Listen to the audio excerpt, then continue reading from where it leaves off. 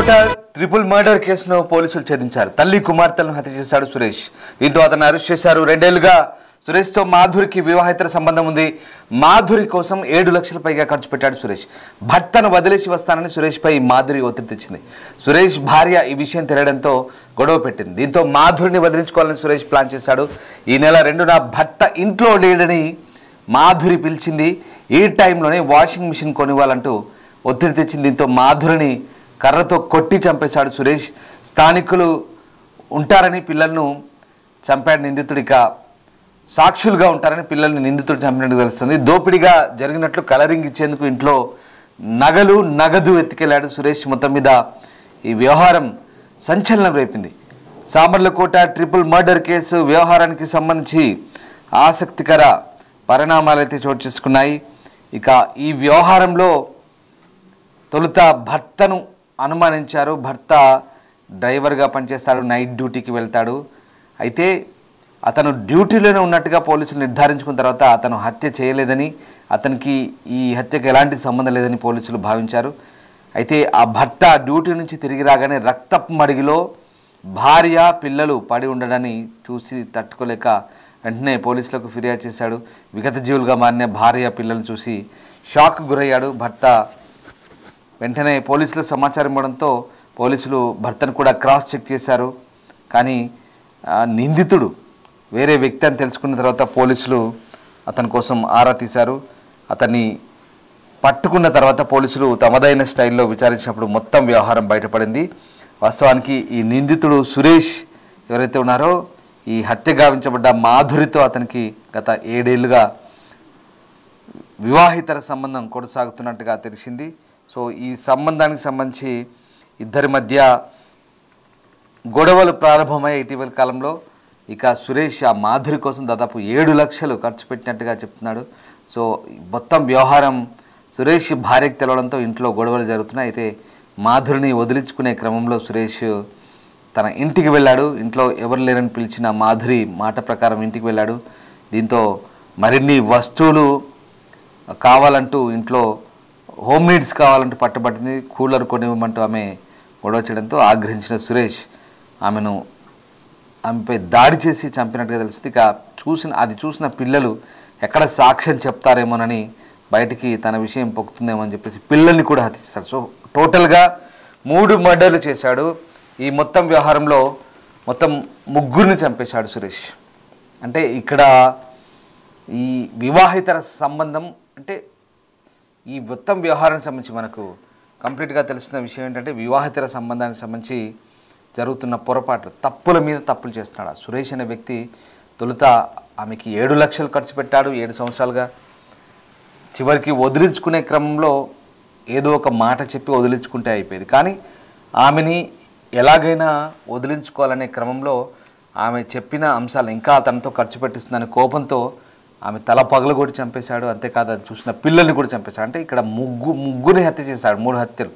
చూడండి, క్షణికా విషయంలో అసలు అతనికి వేరే వ్యక్తి భార్య పిల్లల్ని కూడా ఇతను అంటే అక్రమ సంబంధం ఉండడం వల్ల ఈ వివాహితర సంబంధంతో పూర్తి స్థాయి హక్కులు పరిణమించినట్టుగా ఆయన భావించాడు. ఆమె దగ్గరికి 7 ఇయర్స్గా వెళ్తున్నాడు. తనతో కలిసి ఒక రకంగా సహజీవనం చేసిన మాదిరిగానే భర్త ఇంట్లోంచి వెళ్ళగానే ఇతను కంప్లీట్గా ఇంట్లోకి చొరబడ్డం.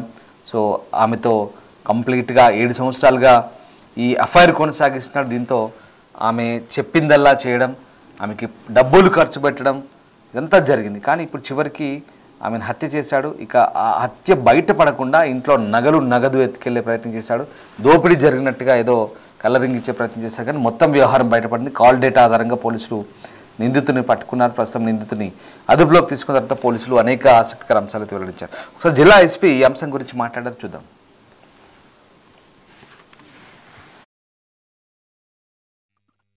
ములపర్తి మాధురి గారు, ఆవిడ 2 పిల్లలు ఇంట్లో చనిపోయి పడిపోయి ఉన్నట్టుగా ఆమె హస్బెండ్ వచ్చి పక్కన నైబర్స్కి చెప్తే నైబర్స్ పోలీస్ కంప్లైంట్ చేయడం జరిగింది. వెంటనే పోలీస్ సీన్ విజిట్ చేసి అక్కడ చూడగా మాధురి గారు అట్లనే ఆమె 2 డాటర్స్ పుష్పకుమారి గారు అట్లనే జెస్సీ లోనా గారు, వీళ్ళిద్దరు పిల్లలు 6 years and 8 years, వాళ్ళందరూ రక్తపు మడుగులో పడిపోయి ఇంట్లో ఉండగా కనిపించింది. సీన్ విజిట్ చేసిన తర్వాత ఫోరెన్సిక్ ఎవిడెన్స్ అంతా గ్యాదర్ చేయడం జరిగింది. అక్కడ ఏదైతే బ్లడ్ శాంపిల్స్ ఉన్నాయి, వాళ్ళు ఏ స్టేట్ లో ఉన్నారు అనేది చూసి ప్రైమరీగా అక్కడ స్ట్రగుల్ ఏం కనిపించలేదు. సో ఎవరో తెలిసిన వాళ్ళే చేసుంటారు అని సస్పెక్ట్ చేసాం మేము. చేసిన తర్వాత టెక్నికల్ ఎవిడెన్స్ అంతా గ్యాదర్ చేసి టవర్ డంప్ అట్లనే ఎవరెవరు కాంటాక్ట్ లో ఉన్నారు చనిపోయిన విక్టిమ్ తో ఇదంతా ఎంక్వైరీ చేసిన తర్వాత నిన్న దానిలో అక్యూజ్ కింద తలే సురేష్ అనే ఆయన్ని అరెస్ట్ చేయడం జరిగింది. ఈ సురేష్ అనే అతను మాధురి గారితో ఒక 2 సంవత్సరాల నుంచి వివాహేతర సంబంధం కలిగి ఉండి వాళ్ళిద్దరూ తరచూ కలుస్తూ ఉన్నారు. ఒక 2 సంవత్సరాల్లో ఒక 7 లక్షల రూపాయలు ఆమె నిమిత్తం, ఆమె కుటుంబ సభ్యుల నిమిత్తం ఖర్చు చేసినట్టుగా చెప్తున్నాడు అతను. అట్లనే ఈ మధ్యన అతని భార్యకు కూడా అనుమానం వచ్చి ఇంట్లో కూడా వివాహేతర సంబంధం ఏదో ఉందని ఆమె కొంచెం గొడవ పడటం జరుగుతుంది. అదే బ్యాక్గ్రౌండ్ లో మాధురి గారితో కూడా కొంత గొడవ పడుతూ ఉన్నాడు.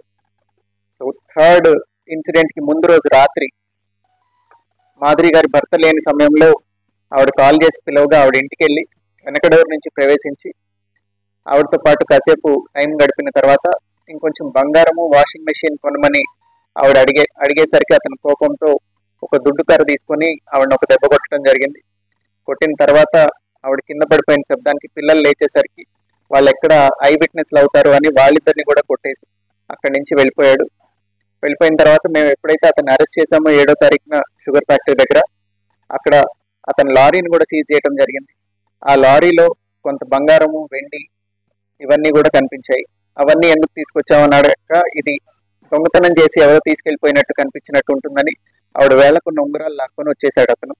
సో ఇవన్నీ సీజ్ చేసి ముద్దాయిని అరెస్ట్ చేయడం జరిగింది. కేసుని ప్రాపర్ గా ఇన్వెస్టిగేట్ చేసి ఇంకా ఫర్దర్ గా ఎవిడెన్స్ అంతా ఇంటాక్ట్ సబ్మిట్ చేసి తొందరగా ఛార్జ్ షీట్ చేసి స్పీడీ ట్రయల్ లో పెట్టి ఈ కేసుని ఖచ్చితంగా కన్విక్షన్ వచ్చేలాగా విల్ ట్రై. ఈ కేసులో రిజిస్టర్ అయినప్పటి నుంచి కన్సిస్టెంట్ గా ఎఫర్ట్స్ పెట్టి డిటెక్ట్ చేసిన ఎస్డిపిఓ పెద్దాపురం, అట్లానే Samalkota inspector, CCS inspector Ankababu, Jaggampeta CI గారు వీళ్ళందరూ వర్క్ చేశారు ఈ కేసు మీద. ఇది తొందరగా డిటెక్ట్ అవడానికి all their efforts are very crucial. అట్లనే ఐటీ కోర్ టీమ్ కూడా అక్కడ టవర్ డంప్ కానీ కాల్ డేటా రికార్డ్స్ కానీ వెంటనే ఇచ్చి అనలైజ్ చేసి IT core inspector and his team also supported a lot. So I congratulate Peddapuram sub division in totality and also ఈ 3-4 inspectors ఎవరైతే నేను చెప్పానో సామల్కోట సిఐ, జగ్గంపేట ఇన్స్పెక్టర్, అట్లనే CCS inspector, IT core inspector అందరూ కూడా they did a good work. కేసుని తొందరగా detect చేశారు. ఇంత సెన్సేషనల్ కేసుని క్విక్ గా విత్ ప్రాపర్ ఎవిడెన్స్ డిటెక్ట్ చేయడం is a good thing. So we'll make sure that all evidence is properly submitted to the court and conviction comes in. Inquiries లో అట్లనే human intelligence ద్వారా తెలిసింది. పరిచయం ఉందని తెలిసిన తర్వాత ఇతను ఏమైనా ఇక్కడికి వచ్చాడా అని కాల్ డేటా తీసుకోవడం జరిగింది. మొత్తం ఒక 1044 కాల్స్ ఉన్నాయండి వాళ్ళిద్దరికి మధ్యలో. మాధురి గారు అట్లనే ఈ సురేష్ అనే అతనికి 1044 కాల్స్ ఉన్నాయి. సో బాగానే ఎక్వైంటెన్స్ ఉంది అని తెలిసిన తర్వాత అతని వేరే బౌట్స్ ఈ లొకేషన్ దగ్గరకు వచ్చాయా అని చూసినప్పుడు ఎక్కడైతే చనిపోయి ఉన్నారో ఆవిడ అక్కడి నుంచి 200 మీటర్ దూరంలో ఆ రోజు నైట్ అతను వెయిట్ చేశాడు కాసేపు అని మొబైల్ లొకేషన్ అక్కడ వచ్చింది. సో అదంతా ఫర్దర్